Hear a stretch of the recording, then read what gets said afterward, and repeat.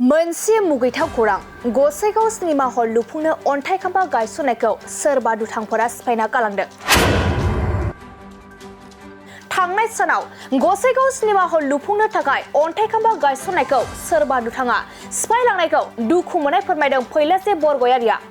गायसननांगौनि थाखाय अन्थाइ खाम्फाखौ दाखालि लुफुंनानै दोन्दोंमोन होननानै आं मिथिदों।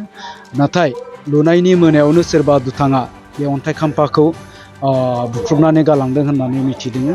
बे जोंनि थाखाय दुखुनांथाव आरो लाजिनांथाव। बिथांमोना जाहैबाय जोंनि समाजनि आरो जातिनि साफा सुथुर।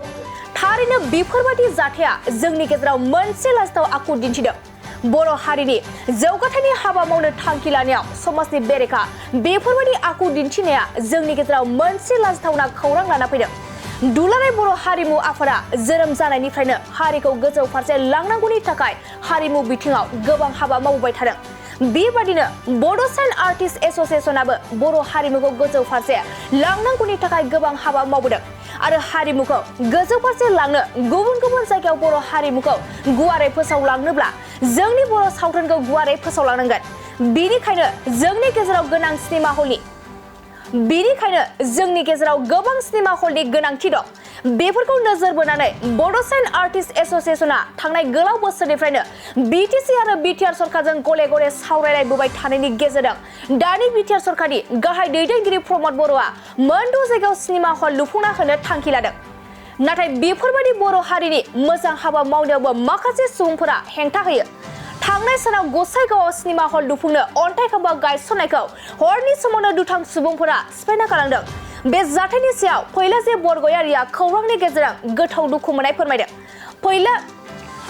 फैलासे बरगयारिया खौरांनि गेजेरजों मा फोरमायखो फै जों आबुङै मिथिना लानि।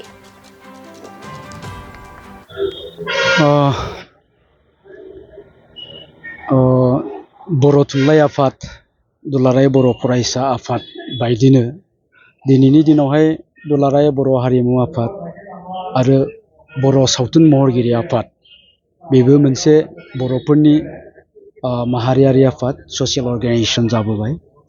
मानोना दुलाराय बर' हारिमु आफादा जोनोम जानायनिफ्रायनो हारिखौ गोजौआव लांनांगौनि थाखाय हारिमुनि बिथिङाव गोबां खामानि मावबोबाय थादों। बेबायदिनो जोंनि बड' सिने आर्टिस्ट एस'सिएशनाबो एबा बर' सावथुन महरगिरि आफादाबो जोंनि हारिमुखौ फोसावनांगौनि थाखाय फोजौनांगौनि थाखाय जोनोमनिफ्रायनो गोबां खामानि मावबोबाय थादों। दा जोंनि हारिमुखौ जोङो गुबुन गुबुन सुबुंफोरजों एबा गुबुन गुबुन जायगायाव गुवारै फोसावनो गोनांब्ला थारैनो जोङो जोंनि हारिमुखौ गोजौ फारसे लांनांगोन। आरो गोजौ फारसे लांनो गोनांबा सिनेमायाबो दिनैनि दिनाव मोनसे गोनांथार मोनसे बिजों। मानोना जेब्ला जोंनि सावथुनखौ बर'फोरनि सावथुनखौ जेब्ला भारताव थानाय गुबुन गुबुन रायजोनि मानसिफ्राबो नायगोन बा गाबोन जों जेरै थाइलेण्डनि सिनेमाखौ जेरै जों नायो बेबायदिनो गाबोन जोंनि बर'फोरनि सावथुनखौ थाइलेण्डनि मानसिया नायोब्ला, म्यानमारनि मानसिया नायोब्ला, बांलादेशनि मानसिया नायोब्लासो जोंनि बर'फोरनि जि हारिमु बियो फोसावजागोन आरो जोंनि बर'फोरनि सिनायथिखौ जों होनो हागोन।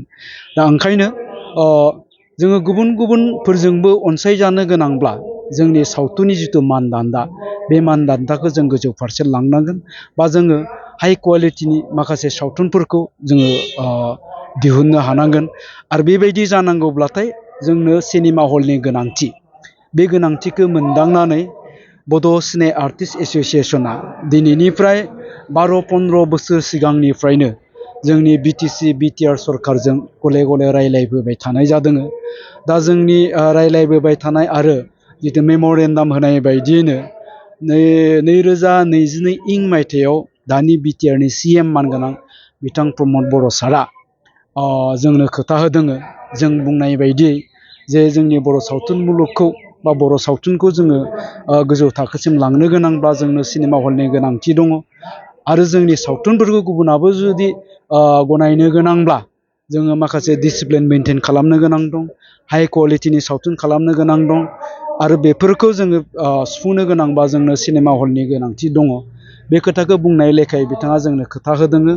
दा गिबि खेबनि थाखाय मोनद' जायगायाव जोंनो सिनेमा हलखौ बानायनानै होगोन होननानै रादाय होनाय बायदियै आथिखालाव रौता, बागानपारा सिमला रुनिकाटा सेरफांगुरि गसाइगाव बे सिनेमा हल लुफुंनाय खामानिखौ दायो लाहार फाहार खालामबाय बेबायदिनो दाखालि जितु गसाइगावआव साननैसो उनावहाय लुफुंनांगौनि जि अन्थाइ खाम्फा बे अन्थाइ खाम्फाखौ गायसननांगौनि थाखाय अन्थाइ खाम्फाखौ दाखालि लुफुंनानै दोन्दोंमोन होननानै आं मिथिदों नाथाय लुनायनि मोनायावनो सोरबा दुथाङा बे अन्थाइ खाम्फाखौ बुख्रुबनानै गालांदों होननानै मिथिदों बे जोंनि थाखाय दुखुनांथाव आरो लाजिनांथाव बिथांमोना जाहैबाय जोंनि समाजनि आरो जाथिनि साफा सुथुर बे मोनसे एन्टि ससियेल साफा बिथांमोना एन्टि ससियेल ना बिथांमोना ना जातिजों खोथा दं ना समाजजों खोथा दं ना बबेबा मोनसे पार्टिजों खोथा दं बिथांमोना जाबाय मोनसे थाखोनि एन्टि ससियेल समाज बेरेखा दा बेखायनो